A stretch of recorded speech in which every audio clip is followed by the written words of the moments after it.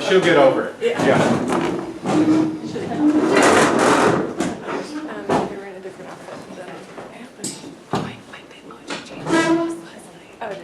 Shall we get rolling? What time do we have to go? Well, lunch is at 12:15, so I assume you guys want to go to lunch on time, right? Yeah. Or earlier. Or early. Unless you're extremely Long interested. line. Yeah. Well, we think we are. I trust you. Well, I'm going to start. My name is Rick Prime, and welcome to our story about our consortium in Buffalo, New York. And we're going to introduce ourselves and then kind of plunge into how we got formed and what we're doing, and particularly Monica and Eric are going to talk about the programs that we do, and I'm going to talk a little bit about how we're funded and how we've kind of leveraged particularly foundations in the Buffalo area to really bring a lot of enrichment to students and faculty at our schools. I am pleased to tell you that I'm glad to be back at HB. I went to nursery school here. My wife graduated from here. My mother graduated from here. My daughter actually coached in the middle school here for a while. And my niece is teaching here in the middle school. So I'm like, I've got a little, HB blood in me, which is great. I was in independent schools for 39 years. For 31 of those years, I was in Buffalo at the Nichols School. I served as the head of upper school for 12 years and then was the headmaster for 19 years. I stepped down from running a school in 2013 and have since been the executive director of EDCO. And this is my colleague Monica, and she'll go next. Hello, my name is Monica. I'm born and raised in Buffalo. I'm currently at the University of Buffalo. I am working on my PhD in science and education. My focus is on equity and topics that surround cultural development pedagogy. I also work with Teach for America and their cohort of teachers that are coming in, and I'm also there. It's called the Partner of Diversity, Equity, and Inclusion, so just helping the teachers when it comes to having an inclusive classroom. My role within EDCO is the Equity and Inclusion Coordinator, so I'm working with our private and independent schools on those same very topics. And I'm Eric Yarwood. I was a social studies middle school teacher for a long time, so I have that little bit of crazy that you guys all have that teach middle school too in me. And so I transitioned somehow into technology integration. So I've been the technology integration specialist, which has morphed into the assistant director of technology and education for EDCO for the past 5 years, helping our schools with technology integration. I'm also working on my PhD to figure out what one-to-one programs do to our minds. Yeah, which is fun. You have to be an almost PhD to work for us. ABD, all participation. Except for me. We've determined that Rick is just along for the ride. It's okay. So here's what we want to accomplish today. We want to talk to you about how, as a consortium, we're kind of the middle agent between the foundations and the schools.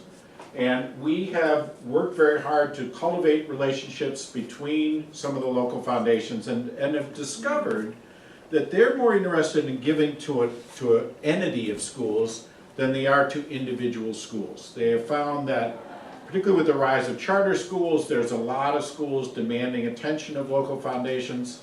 And we've sort of sold them on the idea that by joining together and coming up with, again, common themes that work for the schools, and by common themes we meant we don't want to take an area of one school that perhaps is their competitive niche. We don't want to intrude on a program that perhaps is raising money for that school or they really count on in their budget. So we've worked, and you could see the two areas that we've really been working on. The schools need this kind of help, and are really, really excited by the kind of money we're bringing into the schools. So what we've done is try to bring money directly to the schools, not just to us. We're trying to get foundation money that doesn't pay our salaries, but rather really goes directly back to the schools. We're very interested in initiatives that seek collaboration not just among our member school teachers, but perhaps into the community as well. So more and more we have tried to do things that reach us out in the community or bring the community to our schools as a result of these grants. So that's what we're going to talk to you about. We were formed actually at the behest of a foundation. In 1998, 12 of our schools are Catholic schools, 4 are independent schools. These are just high schools. A couple of them have middle schools attached to them as well, or elementary schools. But roughly we represent 5,600 students. We're located at the University of Buffalo on their South Campus with a program called Buffalo Prep. So now's a good time to talk about Buffalo Prep. Buffalo Prep is a program that is also about the same age as we are. It is a nonprofit program designed to provide tutoring services or enrichment services for Black and Hispanic children in Buffalo, and to help place them into either private or magnet high schools. Buffalo Prep roughly tutors over a year about 450 students.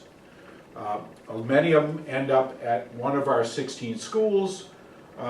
We also, therefore, all students of color at any one of our 16 schools can go to Buffalo Prep, which is pretty conveniently located, any afternoon, weekday afternoon between 4 and 8 p.m. in order to get tutored.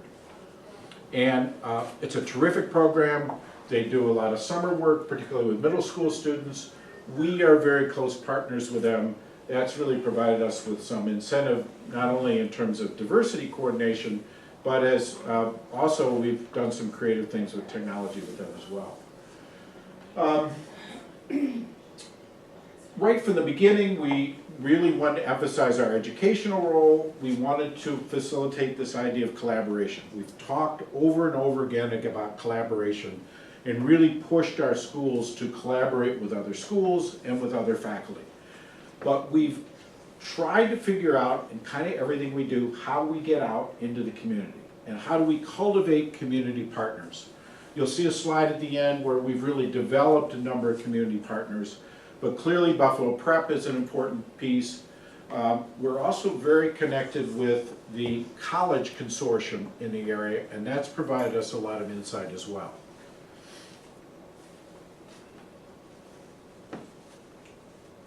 We started off as BizNet, Buffalo Independent Secondary School Network. About 2 years ago, we morphed into the Education Collaborative. We felt that emphasized that word collaboration. We felt that getting the word education into this was important. It's also given us a much broader context to begin to envision ourselves. One of the things we've discovered along the way is that people are kind of envious of the amount of grant money we've started to get. And so the charter schools in Buffalo are trying to figure out how to organize the way we are. And there's been some discussion about the charter schools coming under our umbrella as a way to begin to maximize grants a little bit. We deliberately put this name the way it is to kind of have all possibilities kind of going forward. We've got enough to do with 16 schools now, but who knows kind of what the future might bring. But the real reason we switched from BizNet is because it took 20 minutes to explain what the BizNet name was. It's not a business. The school heads of our schools kind of run our consortium. We have a board of trustees. They act as almost an executive committee for the school heads. So the school heads have to pass any dues, statements and things like that. And then underneath, we have, and we'll describe this, 2 major minority scholarships that we help with 2 different foundations. I do a lot of consulting with the different schools that we'll talk about. Eric will talk about the various collaborative affinity groups that we have under this consortium. They'll also talk about technology integration. Monica will talk about our efforts in equity and inclusion, and then we're going to kind of highlight our major grant in the academic grant in the last few years, which is our STEAM initiative among the 16 schools. Basically, we get most of our revenue from member dues. I would say roughly schools are, depending on their size, are paying anywhere from $9,500 a year to maybe $12,000 a year. It's billed quarterly. We are getting a fair little hunk of money for our diversity grant from one foundation that's helping pay Monica's salary as well as professional development for Monica and some other activities. We've also got a fairly good operating grant, $70,000 a year from another foundation. That's helped really with all our salaries as well as kind of providing, again, some professional development for us. And some of the office things like, you know, when you're a nonprofit, you still have to deal with audits, you still have to deal with bookkeeping and things like that. Basically, most of our expenses are a lot like schools. About 80% of our costs deal with the personnel of the 3 of us. We act as a pass-through operation for some of these grants. We get one grant, for example, that is called the OSHI Scholarship that we'll mention. That provides a full minority scholarship, 4-year scholarship for each one of the schools. So the OSHI Foundation, because there's 4 scholars in each school, times 16, is paying about nearly $800,000 tuition each year of reimbursement to the schools, which of course allows the other schools to use that money to provide financial aid for other students. We act as a pass-through vehicle. The foundation makes the $800,000 check to us, and then we disperse it among the various schools. We do that for several grants, and it works pretty well. We also just developed, so let's go back. No, keep going. Over the years, OSHI now has given us $9 million of tuition reimbursement in the last 15 years for tuition reimbursement. The Cullen Foundation, which just formed in the last year, we kind of leveraged this scholarship to do this scholarship. It's similar, it's not a full ride, it's about $8,500 per school, per high school, and there's 5 of those scholarships. That makes it a little bit more competitive, it's kind of interesting, a little bit different than this one, but again, we think that if this works very well, we can leverage this to have more scholarships and perhaps go from there. To be able to give these 2 major scholarships to the schools has been a real catalyst for us going forward.